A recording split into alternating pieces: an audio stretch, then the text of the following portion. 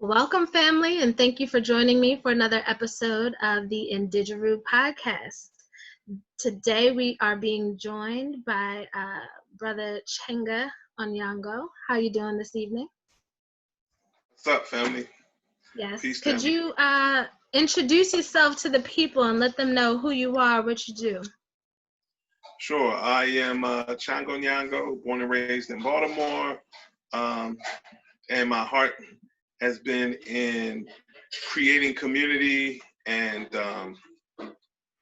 doing conflict resolution of a lot of different ways. I'm a builder. I'm a musician.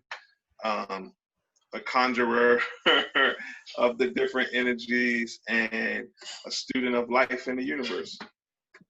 Awesome. Well, welcome and thank you for joining us. So I'm doing a series through my Indijeroo podcast on mindful living.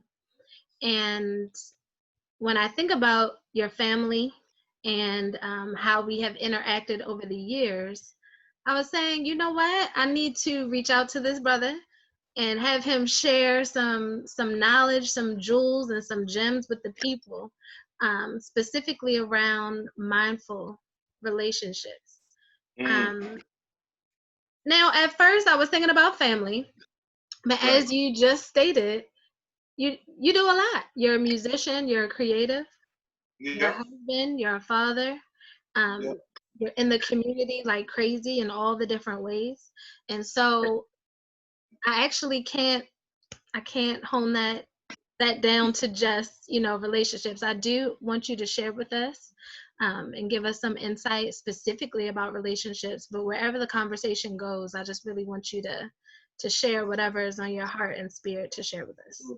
Well, fortunately, there's a lot of commonality between, the kind of the anatomy or the skeletal anatomy of a good relationship is pretty standard across all relationships. So, the stories change and the skins change and some dynamics change, but pretty much it's all still there. Like all of the basic points, you still find it there. So can you share with us what those basic points are Okay. as you've observed them?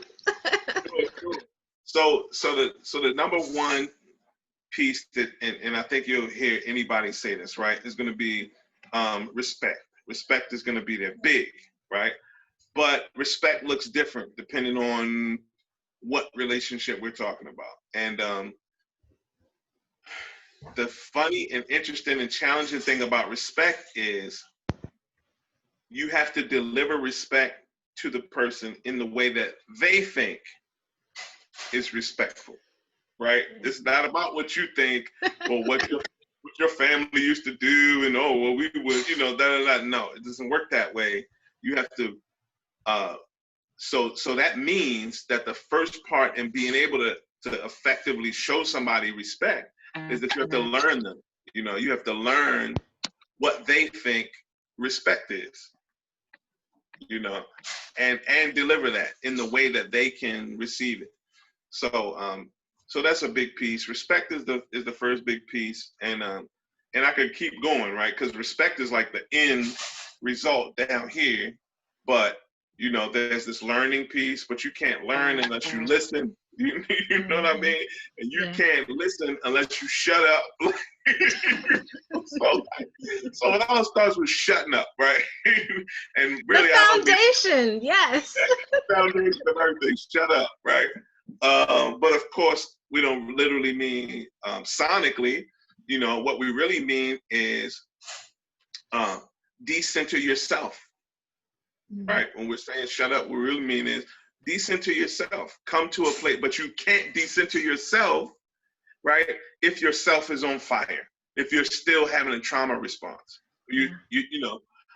so this is why we really don't, and it needs to be a class, on this kind of stuff, because otherwise you can't common sense this. Okay. You just can't common sense it. You have to study.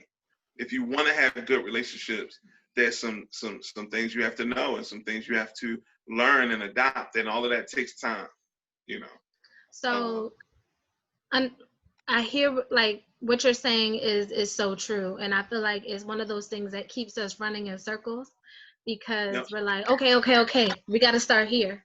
And it's like, oh, snap, we got to start. Well, wait a minute. And so there's all these circles going round and round and round. And I feel like some people just stop altogether and they stop trying. Yep.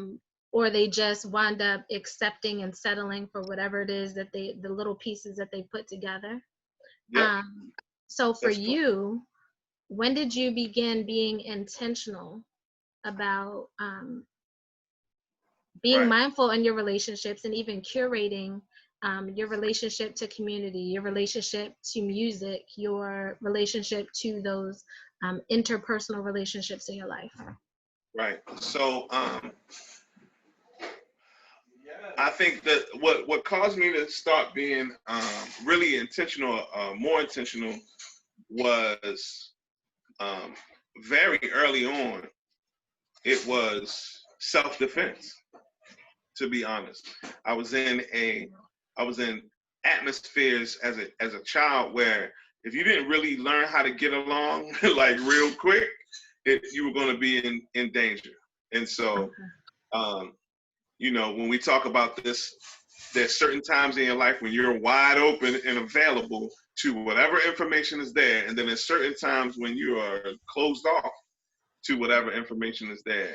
And those open and closed moments have a converse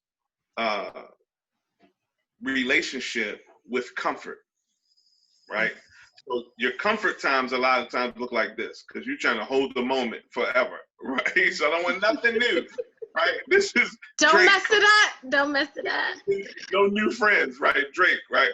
Yeah. And then there's these other times where you're wide open for anything, right? Because you are in pain or you're in danger or you're experiencing discomfort, like at the end of the day. And so for me, that discomfort space, I spent a lot of time here as a youth and as an unprotected youth in some instances. And so that makes you pay attention to your surroundings. And you'll find that when you go into some of the blighted areas of America, the youth, even at 8 and 10 years old, they have intuitions that's out of this world, right? They have vocabulary that's out of this world. They have a grasp, an expert grasp, borderline mastery grasp of manipulation, right? Out of this world because they spent time in this, I have to take in whatever I can take in space. And the brain and the mind and the soul work together to protect that entity, that human being. And this is some of the stuff that they do. And it makes you just, grab onto things. And so, and the converse is true, right? So if you can have a 30-year-old man who grew up with no conflict and he's been here all his life. And so something happens at work and he wants to kill everybody or jump off something, because he doesn't have the tools. He never developed the flexibility.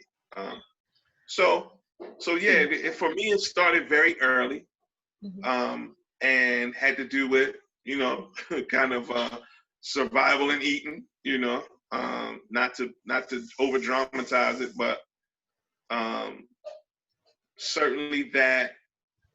And then later on, I've been married. We've been married 24 years now, and congratulations, brother.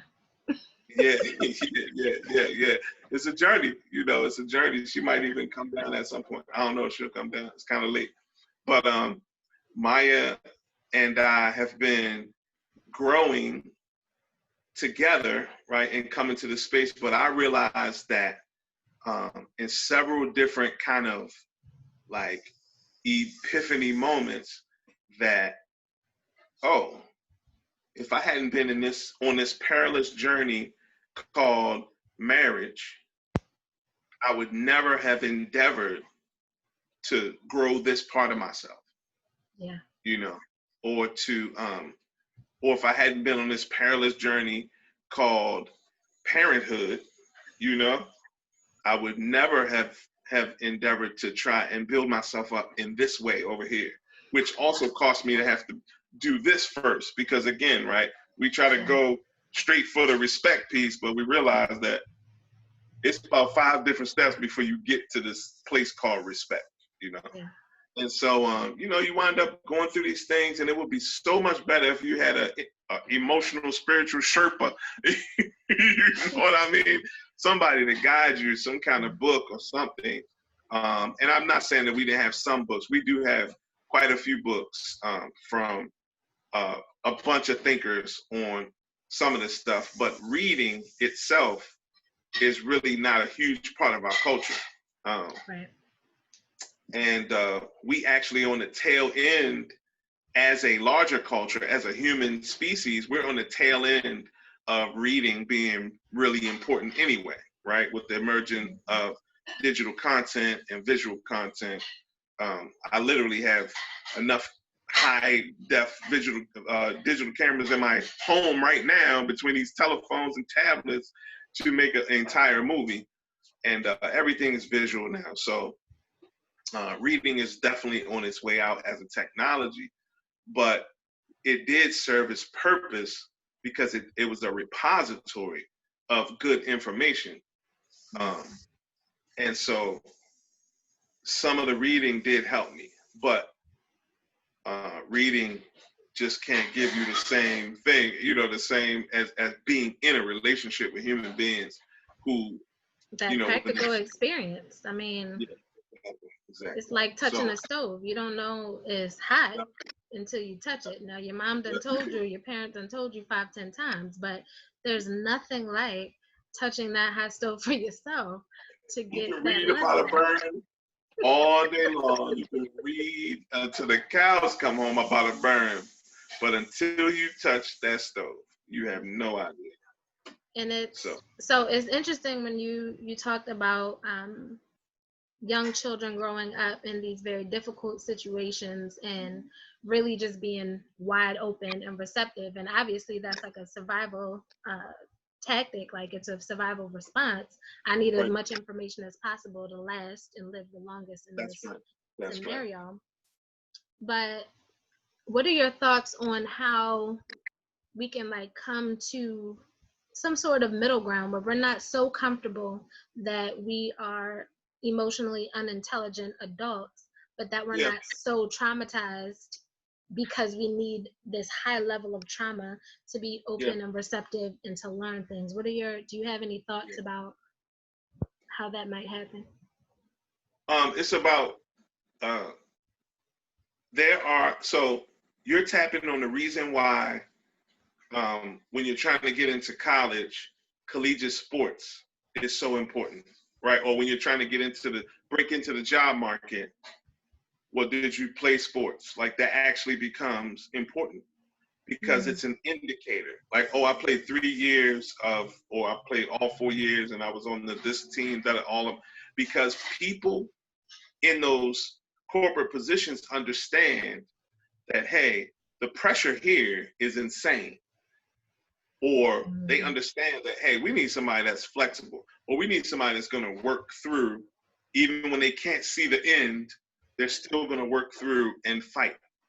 We need somebody that understands what it means to leave it all on the field, right? So sports is one of those places where it's a quasi-traumatic experience, right? And if you've been an athlete, you understand, like there's been days when you was on the field, it ain't quasi. You might be hurt. You might have a concussion. It's not quasi at all. Oh Lord. Right? And so sports becomes really important, right? Especially for youth, because it's something that we have high access to, and it's something that that has an emotional and spiritual component. When we don't ever recognize that or talk about spirit in sports, and we don't connect spirit in sports, which we talk about, and we say, you know, team spirit and, you know, high spirit, right? But we don't connect that with spiritual. Like spirit is spirit. It doesn't matter. What are you talking about? It's the same exact thing. the rituals that have to do with sports. So I'm just talking about sports is one of those things, right? Mm-hmm. But I'll tell you that pretty much any processes that the community comes up with, right? There are rites of passage programs. And actually, rites of passage in your community should be like several levels, right? So you should go through one at 13, you should go through one at 20, you should go through one at 28. So rites of passage, you have, this is why the fraternal orders, the various different fraternal orders become important. If you're going to be a laborer, then you get into what? Unions, right? Unions, that, all of that kind of stuff becomes important. And depending on what industry you go into, you're going to have some type of indoctrination period, some type of, something that you have to go through to get into it. And so in this country, our institutions that do that hardening work, that galvanization of the individual spirit are not any, they're being weakened. They're being weakened for sure. And so we're having some very brittle human beings being produced by that. Come on now. Can you preach on it? I've been trying. Listen, brittle is an amazing word, and it's like when you look around, right? And you're like, well, wait a minute. You say one thing, and I'm not talking about politically correctness, but I'm talking about the soundness of spirit in a person. Yeah. Not being able to handle anything on the level of like a 5-year-old child that should be in the care of their parents and kind of being moved through that, but you're seeing that level of brittleness in grown folks, and it's like, in my observation, we are now shaping culture to have a soft touch to that versus strengthening up the spirit. It's devastating. And what we're doing is, they say the word ego is an acronym for edging out God or easing out God, right? Or easing God out. But that's literally what we're doing. Nature is telling us, if you fall down, you got to get this scrape and you got to bleed a little bit and leave that blood on the ground, leave that sacrifice on the ground, right? To show that you understand these principles that, right? And then you understand that, and then you got to carry that scab, which is a mark, right? Until you heal up. This is a natural process. But now we're making a damn sidewalk out of rubber, to stop from the scab coming, and so you don't even understand that process. So we have a whole generation now of young people who don't understand that process, and it's been very slow coming, right? You ask any generation, and they're going to tell you you ask the current generation, they're going to tell you the previous generation was out of their mind, right? And then if you ask that previous generation, they're going to tell you the current generation is soft as butter. My parents said it about us. I'm saying it about my kids. I love my kids to death, but they soft. Like they don't have any. I wasn't able to produce enough rigor for them, right, to push back against and to strengthen certain muscles, because I didn't know how to do it without traumatizing them, without breaking them, and also because I am made it with somebody who's like, no, we do comfort.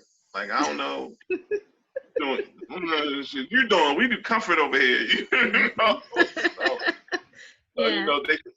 They were destined to fall somewhere in the middle between these two ends. Like, that's the nature of childhood. And so, it's an interesting quandary that we're in as human beings, and those of us who figure out how to deliver enough friction to the child to sharpen them, right? Are winning. They're gonna. That's the bloodlines that are going to make it through. And that's like, when you're talking about that, I'm thinking about like retarding natural cycles is That's what what we're it is. doing. That's right. When you give the example of falling down and scraping your knee, it's almost as if someone would swoop down before the knee hit the ground, or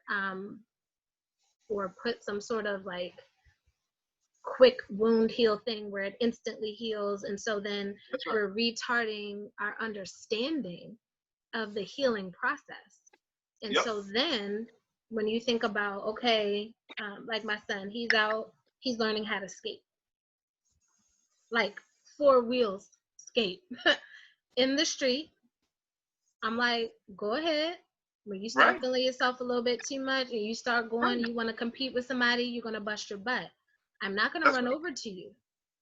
But I'm thinking that is the age appropriate lesson for him. But then if he turns 16 and his heart gets broken, if he Right. doesn't understand the steps of Come on. pain, discomfort, Yes. reconnection, and then healing, and then renewal, Yes. he has no blueprint for how to even operate at all. And Yes. so it seems like, oh, it's not that big of a deal. Get him some knee pads. No, I'm not getting knee pads. No. Scrape your knee, be like, ouch. If he's a professional and he's going, 30, 40 miles an hour faster than a human being should be traveling safely, and he's fallen enough times where because falling forces the brain to develop the cochlear organ and enhance the human being's balance. Mm-hmm. That's what falling does. Mm-hmm. Like, it's just like that. So you ask a child that's not athletic to do anything with balance, it's like they're made out of cardboard, Mm-hmm. this right here. And so when you so it's really important, right, for us to understand. And it's not only in this physical way that we've been talking about, but it's really important in the spiritual way that you talked about, a broken heart, right? And it's also in the ways of empathy, right? Mm-hmm. So the reason why you make a teachable moment when the child makes a faux pas and they say some wild shit that they heard in the street in grandma's house, right? Yeah. And you say, okay, hold on, come here, let's talk about this. And you put them on Front Street in front of everybody. You make them stand there 6, 7, 8 minutes while you talk to them, and they're like, "Oh my God!" Like you deal out of this. The reason you do that is so that you can make a little etch mark on this moment. Yeah. And it's not about really necessarily you grasping all of the things in that moment. It's not about the child grasping everything in that moment. That's not what it's about. It's about making that etch mark so that next year, next week, 6 months, 10 years, they have a memory. Mm-hmm. And they come back to you. If you're the type of person that's making enough of these etch marks with the child, then they come back to you and say, remember that time at grandma's house when I came in, X, Y, and Z? Man, I'll never forget that. I was standing there for a half an hour. You talked to me for a half an hour. No, it was 7 minutes. But for you, it felt like forever. For you, it felt like forever. I get it, But the fact is that they have the memories, right? Because it's our memories that make us, right? There's a lady, Danticat, is her last name. She's a Haitian author. She wrote this book called Breath, Eyes, Memories. And I'll never forget coming to this realization that, oh, damn, like, I mean, we already know, right, that it's your memories that you're pulling from to make your today, right? But how many of those memories are incidental, reactive memories versus intentional, right? Your family put you in a position, or your family or somebody sent you to a certain camp or sent you to a certain situation knowing that you was going to have a few incidents that was going to create these memories, that you was going to pull something out of you that wind up being that those stories carry forward. And that is it. That is it. That to me is at the root when I'm talking about mindfulness. Mm-hmm. And That's right. when you begin to understand like how much of who you've become may have been so unintentional, right, and then right. being intentional in raising yourself, and Yes. then being intentional in raising your children, that is at the root of it. We are literally could be, might need to be more, drafting a blueprint. We are architects of the next generation. It's not mindless whatever. When I was growing up, now this is obnoxious, and this is like the moments that you're talking about with your children. My mother often said, it was always, think about it. You have to think. Right. You have to have a plan. Plans can change, but you have to have a plan to deviate from. That's it. You got a plan to deviate from. That's right. Absolutely. Now, that sounds simple, but when I'm telling you, I could not go to the mall without a plan. That's right. My sons will tell you, he probably over there rolling his eyes right now. I'll be like, what's the plan? What stores are you going to, Jackie? Who are you going with? Da, da, da, da. So I would basically have to give an itinerary. That's right. For my time, the accounted time that I was requesting. That's right. And sometimes I was like, nah, it's not even, I'm just not going. You're doing too much. I don't know what to tell you. You know, but that's how the universe works. Anything that you say that you want, the very first question that the universe reflects back at you is, well, how bad do you want this? Let me know. But when I think about, you know, in the greater context and being an adult now and being a parent and self-parenting or reparenting, if you will, it's the same kind of thing where it's like, you know, if you don't have a plan, plans will be made for you. Yep. And so, okay, as a teenager, I was like, man, whatever, like, that's not a big deal. But as an adult, well, wait a minute. Right. What does someone else's plans being made for me actually look like? That's right. And how important is it to be thoughtful and intentional and mindful? Now, she wasn't, you know, she wasn't asking me to meditate or whatever. She was calling my mind to critical thought about the most mundane things. That's right. I mean, listen, if you watch a person who is sitting and trying to plan out how to get past an obstacle that they're currently facing, you can't tell me that that's not prayer. You can't tell me that it doesn't look exactly like meditation. Yeah. This is what it is. Yeah. So we're just asking people to do that before you get in the situation. Right. That's right. Traveling mercies, honey. Listen. Life traveling mercies, right? Look. So for you, because I know you have your hands in so many things, how has that personal evolution piece played a role? How has it played a role in how you show up in your marriage, how you show up in your music, how you show up in mediation? How has your personal cultivation allowed you to expand or grow or not in those areas? Yeah. So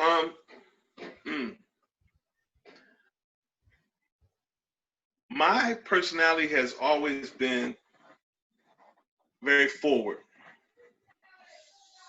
right? I did a lot of moving around, a lot of being the new guy when I was young. So that really pushed me to kind of beat the drama to the punch, right? So just be outgoing. Just walk up to the people and be like, hey, this is me. This is who I am. This is where I'm from. This is my circumstance. Like, boom, boom. I like this, this, and this. What's up, y'all?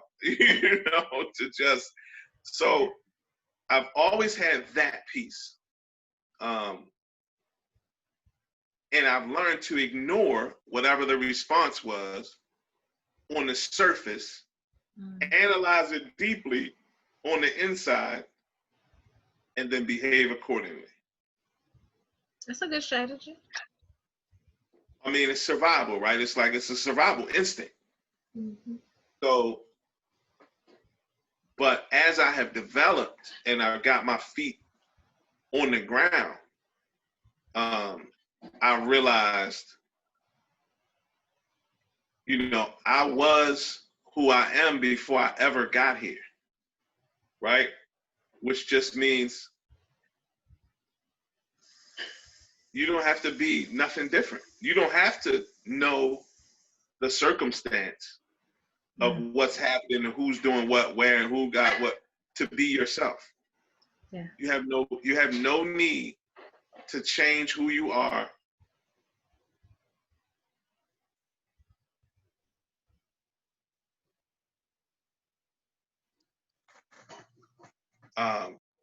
To come into the understanding and to come into the knowledge of, given the context of wearing this brown skin in this United States, And so that has been the main characteristics of my development.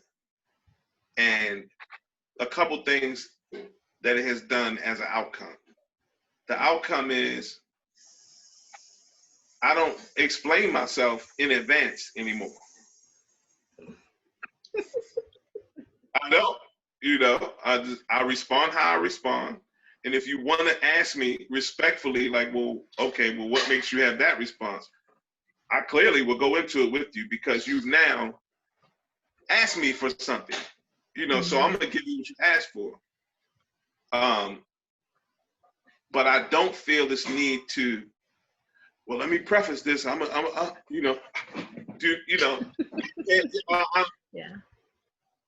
doing it because I don't need to. I am who I am. I've been this. Like before I got here, I was this, and I understand the value of who I am in the equation. So if I try to chop off a piece to fit, this other thing, then I'm actually robbing somebody. I'm robbing somebody. Yeah. So that's a big piece. The other piece is that now at this point of development where I am, I can forgive myself effortlessly. I don't feel this need to beat myself when I make a mistake. I don't feel this, I used to be like, I'm gonna go somewhere public and talk and beat myself up in public so that I can, those self-deprecating people every time, anywhere, I used to be like that. Shredding your clothes in public to get penance for all that you've done. No, I'm not. I forgive me, and that came with understanding the circumstance that got me to the place where I was making those decisions that I started to find problematic or unfair, like I was being part of the problem, So I forgive myself for that, So I forgive myself very early, to the chagrin of folks, because if I forgive myself early, damn, I messed that up. All right, cool. Well, how do we fix it? What's next? Like, and they don't have nothing to hold over your head. They just like, well, wait, that didn't go. No leverage. They got no leverage. Mm-hmm. No leverage whatsoever. Oh, because I'm going to ask you, like, all right, so what is the penalty or what is the penance? Not even penalty. I don't use that language. What's the penance? Like, how can I make this better? What can I do to make this better? Oh, it's gone, period. There's nothing to do to make it better. Okay, see y'all later. Like, where you at? You want me to stand here and talk about? No, I'm not going to stand there and listen to you talk shit about me, and I'm not going to talk shit about me. Mm-hmm. That's over. Them days are over. It's over. You know. So that's the second really big thing. But also, and this is the thing that's kind of counterintuitive, it also gives me so much more empathy and patience with other people, no matter where they are, be it Kanye, Donald Trump, like, you know, whatever personality you can conjure up, you know, so much more empathy and patience for those folks, because everything is a result of something, you know, everything. Human beings are inherently peaceful and inherently good, most of us, you know. The other ones who are not that have been set on a trajectory. There's a reason. There's a reason. So some of the reasons we know, right? So when that 8-year-old or that 10-year-old, you know, he comes to school and he's doing whatever he's doing, X, Y, and Z. Well, you know, he's 10th grade and he's 10 years old. He's still in the 3rd grade, you know, or he's 10 years old and he's in his right grade, but he knows that he's just been passed along because there's other people who can read the menus at the corner store and he can't read that. You know, and that stuff eats at a human being, you know. So I'm just saying that the empathy, you really learn to have empathy as an instinct, right? Even in the roughest situation when people are treating you greasy. Yeah. When you understand that every single thing that people are doing has a reason. It's either something they really truly believe that might be contrary to natural law, right? Because they were taught that, or it may be something that happened to them that they're still reacting to, right? That's the nature of trauma. So it gives you this whole other piece, right? When you figure it out about yourself and you start to identify the pieces in you, and you can say, oh, that's why. Well, I forgive myself for that. We're going to keep an eye out for that when that pops up. Yeah.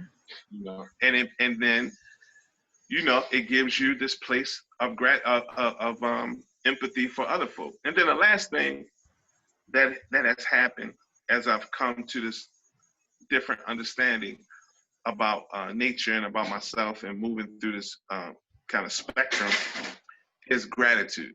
You know, for me,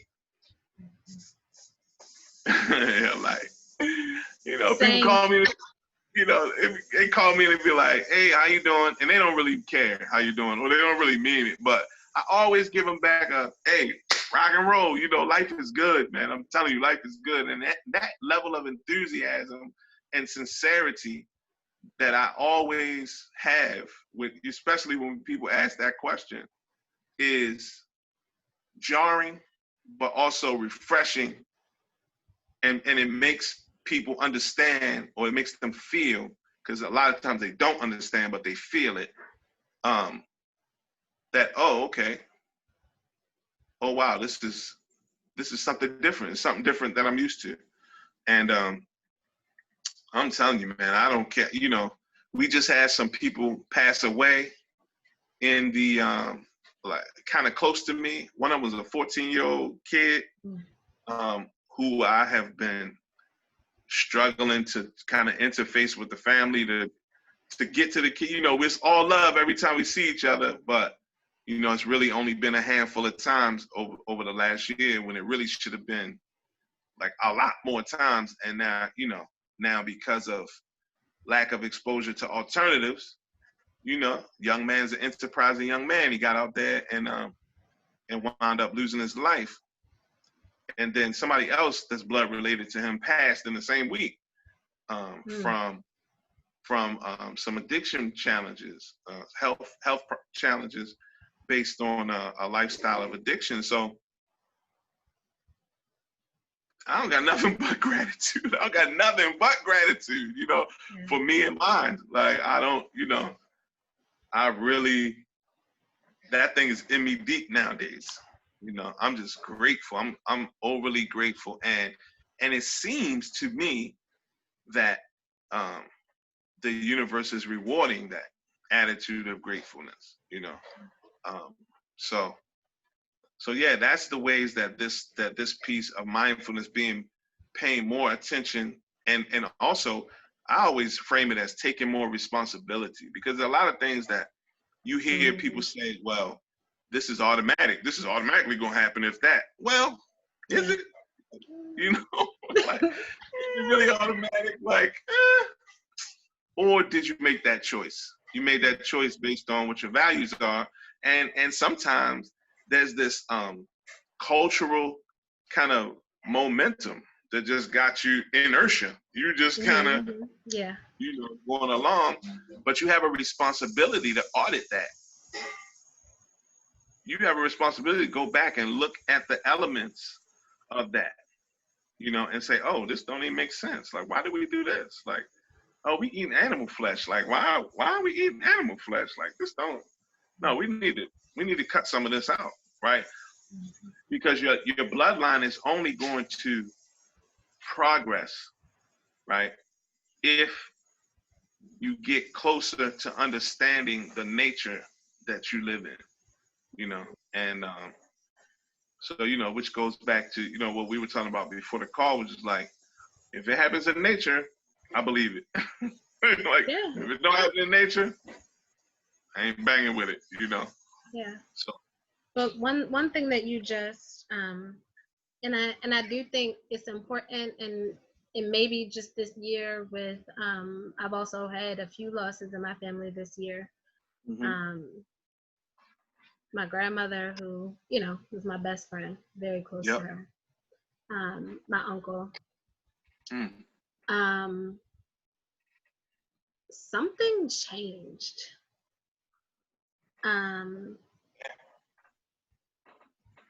Not in a bad way, actually.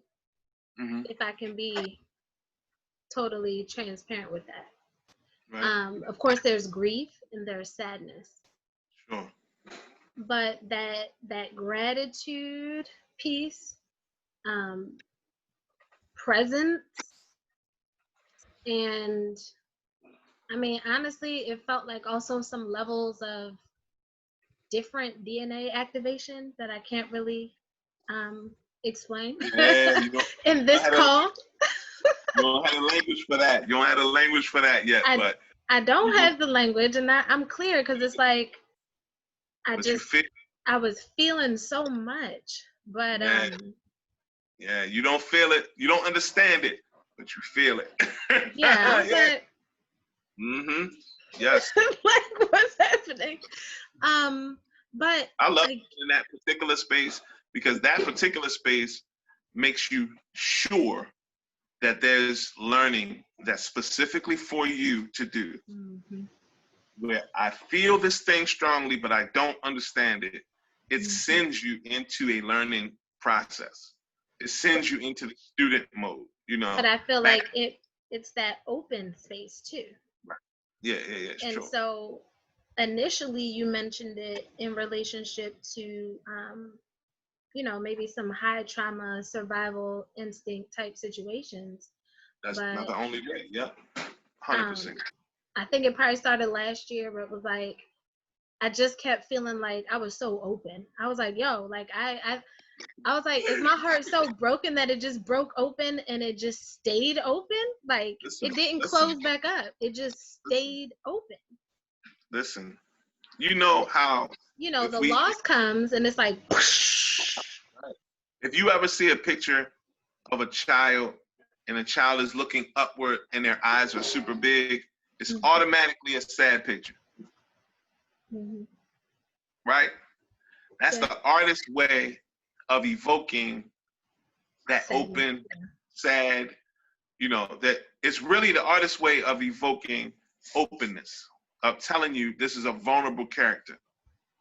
The character can have all the armor and guns in the world on them and be ripped, but if their head is tilted up and their eyes are wide, they're vulnerable. Which is it's just a metaphor for what we're talking about. When you're in that open space, right? It's a vulnerable space, but it's the only place where you learn. Like, This is the only, your mother used to say, you don't learn unless you get your, Yes. it's the only place where human beings really learn. You can't learn here. Yeah. You can't learn. You're comfortable. You feel protected. You're shut in. You can't learn that. But I think that's something that, you mentioned that young man and his family member and these losses. I feel like there's so many this year in particular. There's been a lot of opportunity for people to be open on different levels, whether they seize it or not. But simply off the strength of not being comfortable. I'm not even talking about the grief portion. That's it. Simply off the strength of not being comfortable and not knowing what's going to happen next. Maybe some people just went like this, but they moved a little bit. Some people went, completely open and all the varying degrees in between.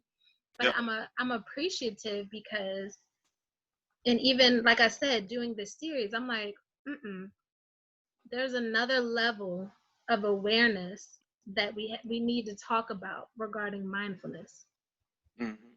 It's not just being present in yourself. It's kind of like what you said. Do I see it in nature? And how can you see it in nature if you can't see nature? That's right. How can you, and you can't see nature unless you're connected to it. Come on, man. Come on. And so there's it's like, okay, this is cute. This is cute fluff that we're giving. Whatever you want to do. Right. But there's levels to this. Levels, man. Levels. We're being given an opportunity to be so uncomfortable and to break open and kind of realize what you said, like that deep gratitude in that deep connection. Yes, I can go sit at a tree now, but now I'm not just laying my back on the bark. I'm looking at, what is this bark made of? How old is this tree? Which direction are the roots going in? Is there grass growing around the base, or is it just dirt? Is this rocky soil, or is it clay-based soil? Like, now I got questions. And I'm observing and becoming a part of my environment in a different way. Environment including people. What do the people around me need? What do the people in my family truly need? And am I able to be mindful about what I need? This has been a wonderful time of boundary creating for me. Okay. It's so great. Like, how many people got so much better at creating boundaries as a result of this? How many people had to come out of their comfort zone, no matter if they spent 20 years going to college, following the rules, saving a 401k, doing X, Y, and Z, building themselves a comfort cocoon, right? And we always say, that old saying, comfort is a beautiful place, but nothing grows there. You know what I mean? And how long have you been building up your suburban nirvana? Only to find out, guess what? This comfort be snatched at any moment. I mean, the same thing with our president. The best thing about him is that he has created a discomfort. Yeah, that's the truth. Whereas the previous president created the exact opposite, comfort. And that's the last thing some of us needed, was to be comfortable, in the circumstance that we were in, so yeah. I would venture to say any person in this skin ought not seek comfort. I'm trying to tell you. At all. I'm telling you, better seek growth. A personal belief of mine, and it's hard because it's like, people, I'm just tired. Yep.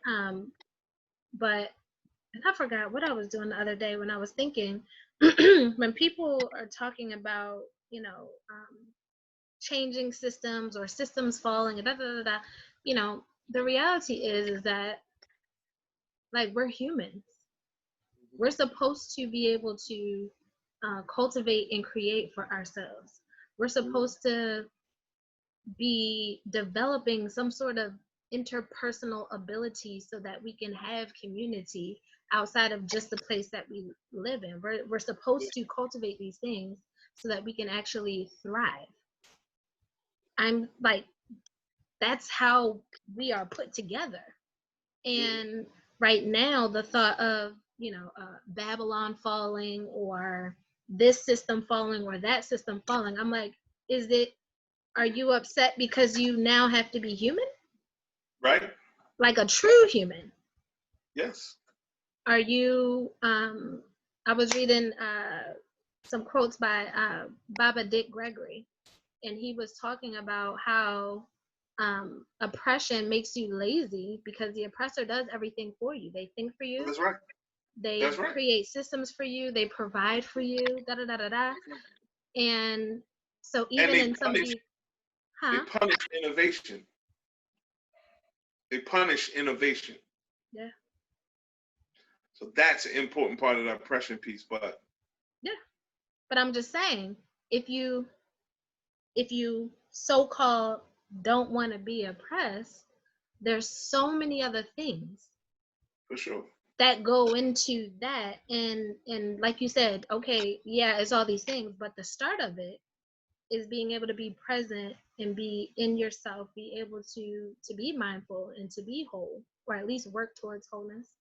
And then you can show up in your community, like you said, as you were before you even got here, and contribute what you're supposed to contribute. And so, even in this mindfulness conversation, it's global, it's macro, and it's micro. It's a cellular thing, and it's a, global and there's thing. no separation between those.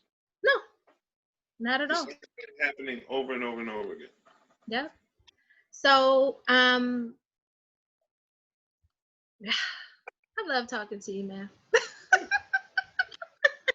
I do, because I know I can say some stuff and you're going to be right there.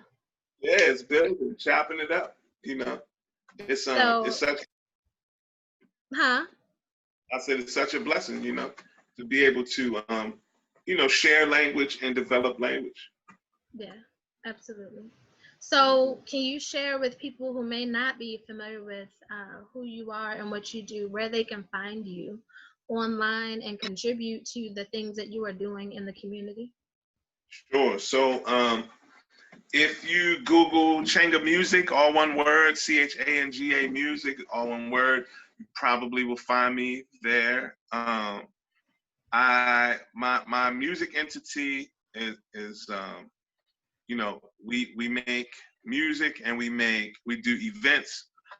Lately, we've just been doing a lot of events, community events, and supporting events. Here in Baltimore, we have a large sound system and generators and all of that. And we support events, music events. So there's that piece. Some of that, we have a rental business too, where we go out and actually do PA for concerts and whatnot. That's a business that I kind of evolved for my sons, and my nephews, so that they would definitely have a way to feed themselves. I've always been a carpenter. I've been a carpenter since I was 14, and that business evolved into a commercial finishes business. So we do commercial interiors.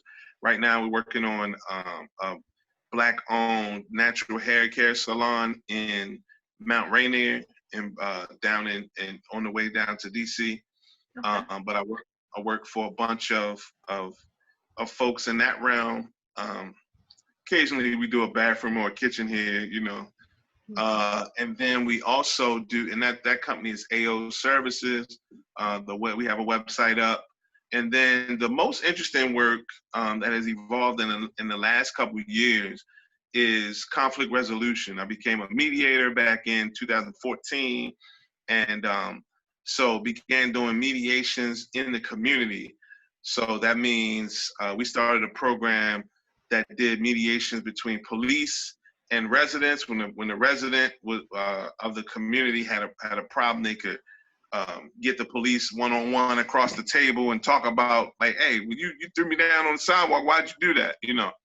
Okay.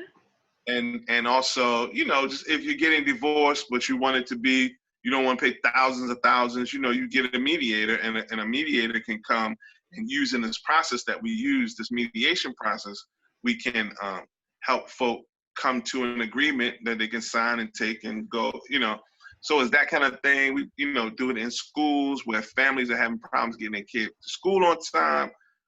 So that was, becoming a mediator and doing that work really was a powerful piece for me because, it boosted my language, of course, but it also boosted, and it also boosted my empathy. But it also really showed me that the anatomic level of conflict, how it emerges, why it emerges, talk about feelings and values. I could go on and on for that, to talk about that work. But then me being a creative and an artist, I was able to take the basic idea of mediation and conflict resolution and then stretch it and bend it and apply it into like all of these other concepts, which is how again, right? Like if it can happen in nature, like, so now we've kind of expanded the business and we do, for the last 4 or 5 years, we've been doing a lot of consulting. So going into organizations that are in trouble, having trouble bringing their, the board together to make decisions, having trouble reorganizing their staff structure and what have you. And so that work has been very, very helpful to my community. And currently I serve as the president of the board of an organization called Fusion Partnerships, which is a really important organization in Baltimore City. But that's not kind of the most interesting thing to me. The most interesting thing to me is the idea that this organization is what we call a fiscal sponsor. And fiscal sponsor means that they receive the money for people, receive and manage and disperse the money for people who want to do this good work, right? Because we know that there's a disconnection between people who are doing good work, right? There was, even when I was young, there were mamas who would meet you in the library and help you with your homework, or there's that one house that always got 1,000 kids going back and forth, or there's the one guy that got 1,000 bicycle parts in his backyard and he let the kids come back and forth. So these things have been in our community forever. People with good ideas or offshoots of their business, their natural business, that they use to turn and help the community. People feed and be gaddy, like all these folks. Yeah. So this allows me to work a full-time job, right? Come on the weekends or afternoons and do my little after-school program, homework to the help program, right? But do it and get some funding so I can actually have, more capacity. I can hire a assistant. I can have computers. I can pay a part of my light bill, so I can receive funding if I can do it through a fiscal sponsor, because I don't want to be dealing with taxes. I don't want to be dealing with grant reports. I don't want to be dealing with, monthly reporting and blah, blah, blah, payroll and what's the other one? When you got employees, you got to have workers' compensation and all that. I don't want to be dealing with that. I don't got time for that, right? I'm getting $20,000 in grant money from 2 different places over the course of the year. I'm gonna spend 200 hours over the course of the year in administration. No, that doesn't work. It doesn't make any sense. So previously, in previous times, people mainly just said, forget the funding. When I was doing OBI, in 2009, we founded OBI, which is Our Boys Institute, because I got 5 sons and the people around me had like another 20 sons. So 21. That's right. So we pulled them together and we started doing this training on Saturday mornings. It blossomed over the years. And we were doing this manhood training, and we're trying to expose them to some of the principles we talked about today early on in their life, so that they would be able to go, have that in their toolbox. And I was like, man, I'm not filling out no grant reports. I'm not taking none of that money, because it's more trouble than it's worth.